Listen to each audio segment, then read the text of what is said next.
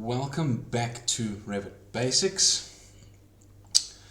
So today we've got a few things to discuss. I'm going to try and break this video up into chapters so it is easier for you to navigate through.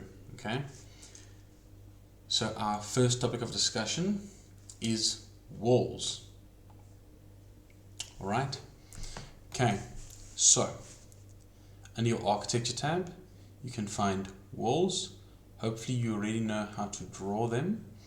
If not, just click on the wall icon and yeah, you can go click, click, and you can hit escape. Okay, now you'll see the tool's still active.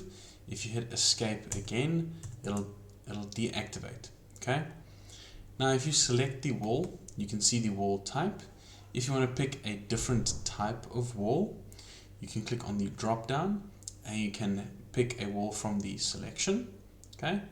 If you're not satisfied with the selection and you would like to create your own wall, so for instance I want to make a 220mm thick brick wall with a 10mm plaster layer on either side, I can select my current wall, I can say edit type, I can go to duplicate so we can create a new type. So I'm going to call this wall 220 and we're going to say OK. Now here under structure, I want to go and change the way that previous wall looked. Okay, so I'm going to go to edit. Now we can see, okay, we see this table pop up. Okay, here on the top of the table it says exterior side, on the bottom of the table it says interior side. Okay, so envision that this is a chunk of the wall that you are viewing from above. Okay, if you want additional help imagining that, there is a button here to the bottom that says preview. If you select it, it'll open up a preview. Okay, and yeah, you can pick what type of view you would like to see. So the other view is a section. The section might be a little bit hard. This is a sample height, sample size. So yeah, you can set the sample height. I'm gonna make it 500. There we go. So now we can see this a little bit more easy. So now if we go and click on the numbers, we can actually see what elements we have. Okay, what different sections we have for this wall. So first off, yeah, is too much. I don't want all of this. I don't want a thermal layer, so I can select on the number and I can say delete. Okay, yeah, I have a finish, I have a structure, and I have a finish. This is my core, so I have my core boundary, and then within the two core boundaries is your core. Okay, it says structure. If you click the drop down, you can pick something else if you would like, but structure is what I'm going for. Okay, I have structure here and I have finish above and finish below, so I have a finish on both sides of my core. Now, yeah, I see the material for my exterior side finish is brick common. I would like it to match it to plaster, so I can now change that in a few different ways. I can either click here at plaster, you'll see it will select. I can go Control C and I can click here and go Control V. Okay, then it'll match that. I either do that, or I can click. If you click on it, you can see there's a little box with 3 dots that pops up. You can click on that and you can then search for the relevant material. So then up here I can click and I can search for plaster. There we go, there's plaster. I already have it selected, but still, that's how one would do it. If you do not find what you're looking for up here, it'll show in this panel here. If you don't see that panel, probably because it looks like this, you can click on that little arrow to bring it up. You can also scale it, move it up and down. You can have a tile view. If you go there, thumbnail view. Same with this one, have a thumbnail view if that's something you prefer. Okay, I'm going to say OK. I'm going to adjust the thickness. I want it to be 10mm. The other plaster layer also 10mm, and I'm going to make my wall thickness 220. Now I'm going to say OK, and on a coarse level of detail on my view, I would like this to display as solid red. So yeah, it is already under solid fill, but if I would like a different pattern, you can go and pick a different one. And I want the color here is currently a gray color. If you click on that, I would like to change that to red. I'm going to say OK. I'm going to say apply and OK.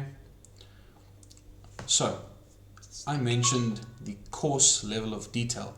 So yeah, on the bottom of your screen, you will find a few funky icons. You will use them a lot. Okay, the first one is scale. So if you click on that, I can change the scale of my drawing. Second one is your detail level. It is currently on fine. If I change it to coarse, you will see my wall turn red. Okay, I like drawing on a fine level of detail. So now on a fine level of detail, I see that my wall is displaying not as I want it to. Okay, so I probably made a mistake. So I select my wall, go to edit type, and now I go and I see, okay, this is not right. So I can go back to my structure and I see, my structure is concrete. I would like that to be brick. Okay, so I can go search for brick. I like using brick common. It's just a preference. And now you will see here you have your appearance, the way it'll show up in 3D. You have your surface pattern, the way it'll show up in most 2D spaces. So yeah, I can add a pattern to the outside. Currently there is a brick pattern and it is in a black color. I can add a background pattern behind that. So if I were to want to make that red behind that pattern, I could. And if it gets cut through, so on a section or on a floor plan, then this is how it'll display. So it'll display as a black brickwork pattern. I would like to add red behind that brickwork pattern. So yeah, under background, I can click there. I can go to solid fill, and I'm going to change the color to red. So OK, apply, OK. Now I'm going to go OK, apply, OK. There we go. So under a fine level of detail, it displays red the way I want it to, and you can see my plaster layer on both sides. Okay, so let us talk about wall openings. Where's my wall? There's my wall. Okay, let us talk about wall openings and editing profiles for walls. So actually, before we get to that, a few things you need to understand with walls and most other elements. They have a base constraint, they have a base offset, they have a top constraint and a top offset.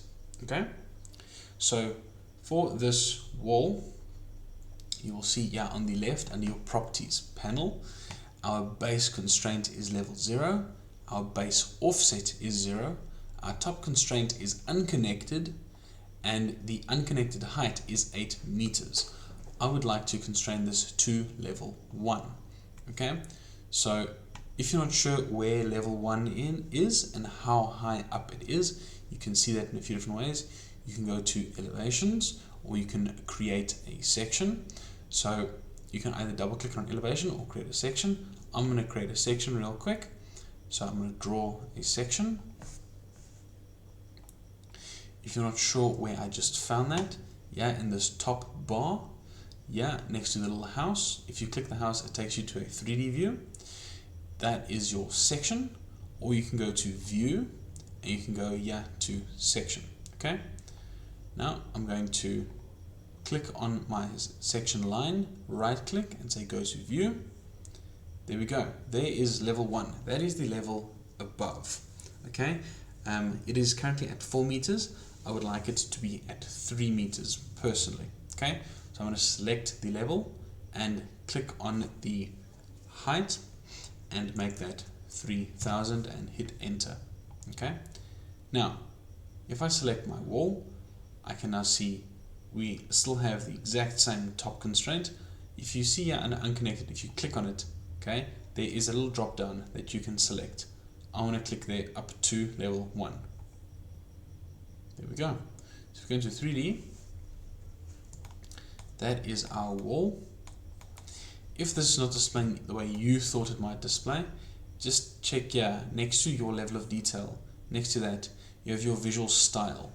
If you click on that, you've got a few options there. Like this one is wireframe, and then we have hidden line, which your computer will perform the best under in a 3D view. Then you have shaded. Then you have consistent colors. Then you have textures, and you have realistic. Realistic might take a second to load. Okay. Do not draw in a realistic view, or I would advise against it. It's very heavy on your computer. Okay. So I'm going to go back to hidden line. Okay. So now we have our offsets. Okay, or our constraints. If we play around with offsets, you will see that your wall starts to change quite drastically. Okay, so we have an offset on the top of 1000, and on the bottom we have a top offset of 500. Now I can always go and make the bottom offset negative, make it a negative number, and it'll drop below. Okay.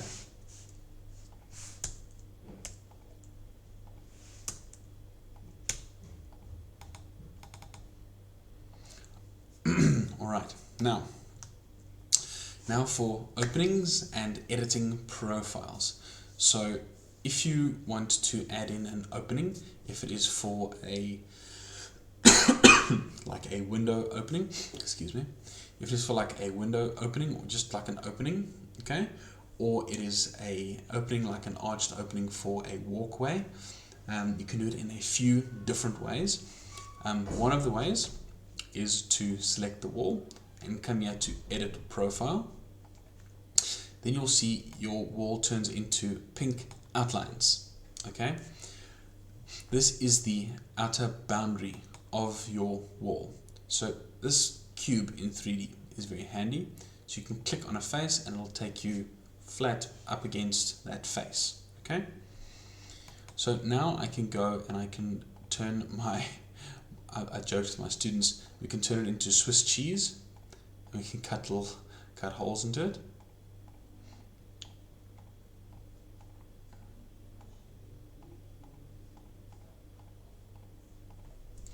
And if I say finalize, you'll see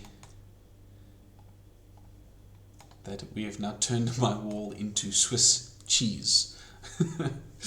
Anyway, if you now decided, now Swiss cheese isn't working for me and you would like to reset so you can try again, okay, you can either say edit profile and go and delete your circles, okay, or there's a button right next to edit profile, it says reset profile, and that'll then reset your wall to what it was before.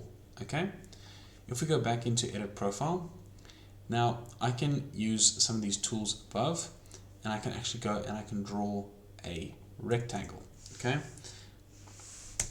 now I'm going to use slice, so SL, or is that button, split element, and I'm going to cut that line, and I'm going to use TR on your keyboard, which is trim and extend, and I'm going to trim that off. Now I can select the line, I can make that a 900 opening, and I can see what that height is. It is currently almost at 2.1, so let's put it at 2.1, and I can say finalize. So now I have this opening in my wall. Okay, if I want an arched opening, we can go back to edit profile, and I can use this fillet tool up here, and I can click these two perpendicular lines and I can draw that. I can just delete that top line and I can say finalize, and there we have the arched opening. Okay, so you can either go about it that way, or you can go and add there's a few different ways to add openings. So the other one is, I would advise go to the ground floor, select your wall, and then it says wall opening, select that, you can now click on your wall from where you want your opening to where you want your opening. So I want my opening to be there. And if you select it, you can then select the size. Oh man. There we go. 900 wide. And this too has a base offset and a top offset. Okay, so if you go into 3D, now we can see what this looks like. Okay, so I like making my base constraints and my top constraints for openings like this. I like making them the same level. I find it easier to calculate different heights. Okay, I'm a very lazy person in general, so the less thinking I have to do, the better. So my base constraint is level 0 here on the left under your properties panel. Your top constraint currently is level 1. I want to make that level 0 as well. Now when you do this, do not move your mouse out of your properties panel. If you do, it will freak out. Okay? So let's turn the top constraint to level 0, and now we see our top offset and base offset. Apologies. Now we see our top offset and our base offset. So my base offset I would like to make 0, and my top offset I want to make this 2.1. Okay, there we go. That's my door opening. Okay, if I decide, you know what, I don't want this to be a door opening, I want this to be like a little, like a window opening, for instance, there are arrows here. You can go and drag this element into size for whatever you're looking for. Okay, you can even have it popping out. Okay, right. There is also another way to do it. If you go to Insert and you go to Load Autodesk Family, you can search for openings.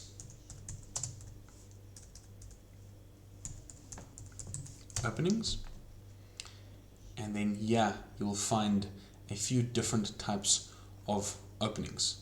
Okay, so it says window round openings, that'll fall under your windows within Revit, and this one says door opening, so that'll fall under doors in Revit. Let me show you. So if I click on it and I say load, it'll load it into my project. Now if I go to architecture and I go to door, you'll see I have door opening already selected. I can then just place it. So that is technically a door. Okay. That's about it for walls. I'm going to show you how to edit the materials quickly for this as well. So if we go back to edit type and we go back to the material, the structure, okay? There's a lot of information under your material browser for an element. So here you'll see you have identity, you have graphics, you have appearance, you have physical, and you have thermal.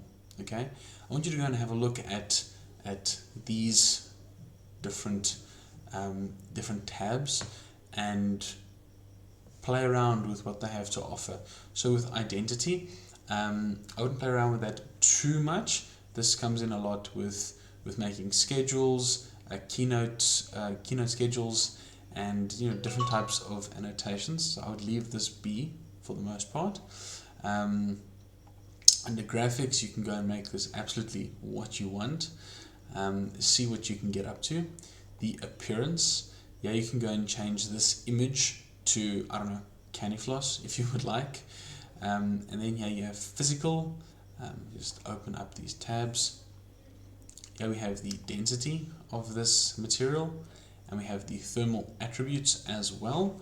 These you'd use for calculations in your schedules, and I've got no clue, I've never used them, but you can use them within Revit very, very effectively, I have heard.